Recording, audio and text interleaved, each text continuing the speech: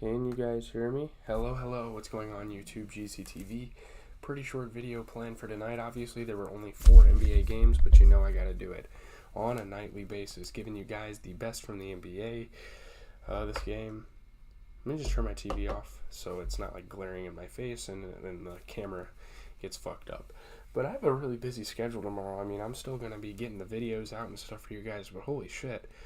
I gotta wake up, watch my video lecture, do a shit ton of homework, go to another lecture, go to lunch, go to lecture, watch a movie, make some videos, do laundry. Holy shit. Yeah, it's kind of crazy. Yeah, man, I don't know. I'll have to see about it, but yeah, let's just get into these 4 games because I'm kind of ready to just watch my Walking Dead for the night and then go to bed. Again, I'm really sick. Not really sick. Tomorrow's going to be like the week since I've gotten sick, so hopefully I get better. I've been taking Mucinex twice a day. I've been putting in the effort, all right? I've been using my remedies. But let's talk about the Pistons and the Wizards. There was only one close game actually, which is crazy. Bradley Beal limited by his back, but the Wizards roll past the Pistons, winning by 21. Obviously, an injury not being a big problem for Bradley Beal playing an organization like the Pistons. Kyle Kuzma helped him out, you know. I mean, they should rest him in a game like this. I don't know why they'd even play him. DeLon Wright and Kuzma had some cool connections. Yeah, it was really just Kyle Kuzma's night. You know, Denny Avdija played pretty good. Jaden Ivey had some tough buckets for the Pistons. You know, Bradley Beal had a couple of good shots, but yeah, man. Overcoming the adversary of Bradley Beal's back issue, and they're 3-1 now, so shout out to the Wizards. But let's start talking about the Pistons. You know, Bojan Bogdanovic. I mean, he's a hell of a player. I've seen him in person. He's one of like 26 NBA players I've seen in person. I've been to one NBA game. We're thinking about going to another this year with the Grizzlies and the Celtics, possibly. But 25 points for him tonight. He played great, shot great. Isaiah Stewart came out, put 13 points up, 10 rebounds, so pretty good game from him. Saddiq Bey is definitely lacking. You know, he's a guy that's usually a big scoring option for the rebuilding Pistons team. So obviously, if they get him out there and scoring 25-ish, they could win a lot more games. That would be their secret formula to winning. But, you know, looking at the Wizards, because obviously we got to talk about Kyle Kuzma. Great game for him, 25 points. And center that's been going under the radar. I mean, he hasn't had a great season, but he's still a very valued player in this Wizards organization. We're talking about Kristaps Porzingis. He put up 20 points. He shot 50% from 3. You know, he really revolutionized how big men shoot the ball, honestly. Maybe not. I don't know. Mavs, Pelicans. What a game. I watched a big chunk of this game, and Pelicans look so damn good in this, even without Zion, even without Brandon Ingram. Yeesh. Sorry, I'm going to be coughing and I have a fucking headache too. Trey Murphy leads undermanned Pelicans past the Mavericks. They won by 2. Yeah, Trey Murphy's definitely a guy they value now. I mean, I guess. Couldn't miss. Jose Alvarado playing with passion. I mean, yeah, man. Those are just big reserve players, big role players that stepped up when some of the star players got hurt. So there's that. 1 second. Hold up. Sneeze is coming. Never mind. Yeah, Trey Murphy. Good drives at the rim. Luka, like he tried anything he necessarily could to make this game close and to give the Mavs the win, but very unfortunate. You kind of want to win a game like this. This is kind of a gimme, but Luka did all he could.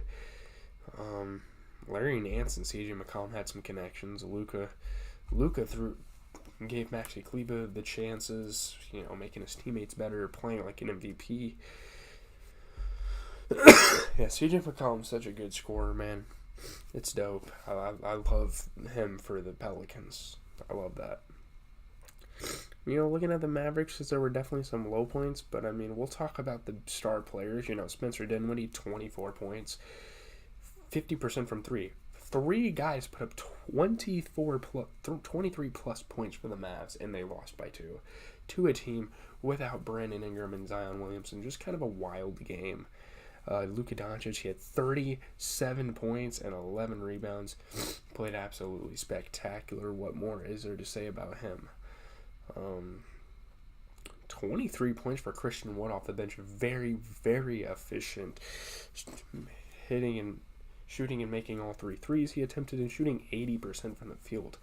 That is a guy that is very valued. But, a guy like Reggie Bullock, I was really hoping he could make a couple of more, even 1 or 2 more shots, and I think the Mavs would have won that game. But shout out to the Pelicans. I really like the Pelicans. CJ McCollum had 14 points, 11 rebounds. Yeah, man, Trey Murphy was the leading scorer, not missing a single shot with 22 points. All 8 of his shots fell, so yeah, shout out to him. Sorry, I'm a bit queasy. Clippers and Thunder is the next game we're going to talk about. Shai Gilgeous-Alexander's 33 help OKC top the shorthanded Clippers. Obviously, it says in the video title that the Thunder won their first game, and really that's not a big deal, but I have a couple of friends, a couple of roommates that are Thunder fans, so that's a pretty cool moment for them. Obviously, Clippers didn't have their guys, but it's always cool for the Thunder to a rebuilding team like that to win some games. Shai Gilgeous-Alexander just hitting shots. So was Trey, man. And I mean, Shai was playing good on the defensive end as well, and passing. I mean, he was doing it all for the Thunder tonight. Just getting buckets. They didn't celebrate though. Thunder seemed kind of humble about it, which I respect. But let's talk about the Clippers. Kind of an ugly game for them. I mean, really, their only star player was Ivica Zubac. He had 10 points and 14 rebounds. I think Norman Powell, with the absence of Kawhi and PG, is really their next biggest scoring option. So I think he needs to go out there and do a little bit better. He only shot 30% from the field and shot 5 threes and missed them all. So, yeah, but looking at the Thunder side, they've had a couple of good performances from guys without Shai. And now that he's back, Shai comes out 33 points, makes both of his threes, and shoots 50% from the field. But, I mean, shout out to Trey, man. Good game for him, 25 points. Aaron Wiggins as well. He had 11 points and 10 rebounds, so a good game from him. I think we should just move on to the Warriors and Suns, the final game of the night. I thought this was going to be a good game, but holy shit did the Suns put up a statement win here. Suns pushed past the Warriors for a 29-point win. Klay Thompson actually got ejected during the game. Yeah, DeAndre Ayton and Devin Booker coming up big for the Suns here. First career ejection for Klay Thompson. 7 technical fouls were in this game. Tempers were flaring. Obviously, they're the top teams in the West, so that's kind of expected. But yeah, Klay and Booker kind of having like a probably respectful trash talk. They both respect each other. Even post game, Devin Booker saying he respects Klay Thompson and looks up to him and always wanted to be him. Yeah, man, first career ejection for Klay. Draymond Green and Steve Kerr were getting technicals. CP3 had a great buzzer beater. And Steph Curry kind of joking with the broadcast crew. That was kind of funny. James Wiseman was picking up some scraps, but it really wasn't doing anything for the Warriors. They took a really tough loss. Not really that good of a game from this team. I mean, Steph Curry still managed to put up 21 points. But, I mean, Klay Thompson getting ejected, only putting up 2 points in the 19 minutes he played. He missed all 5 threes. It just felt like a very off night for Steph Curry or Klay Thompson tonight. I think Steph Curry played pretty good, but Klay Thompson, on the other hand, we might need to fix that attitude. We might need to get you to hitting more shots. You are the other Splash Brother. But yeah, man, good game for the Suns. DeAndre Ayton, 16 points and 14 rebounds. Devin Booker, he is a force to be reckoned with on the offensive end. My goodness, 34 points, He's an offensive juggernaut. He can get to any spot and shoot. He can take it to the rim and dunk on you. I mean, I have so much respect for him, obviously. I have his jersey. I don't know if you guys know that, but I have a Devin Booker jersey. And I've been watching him for a while, and I just love his play style. He's so smooth.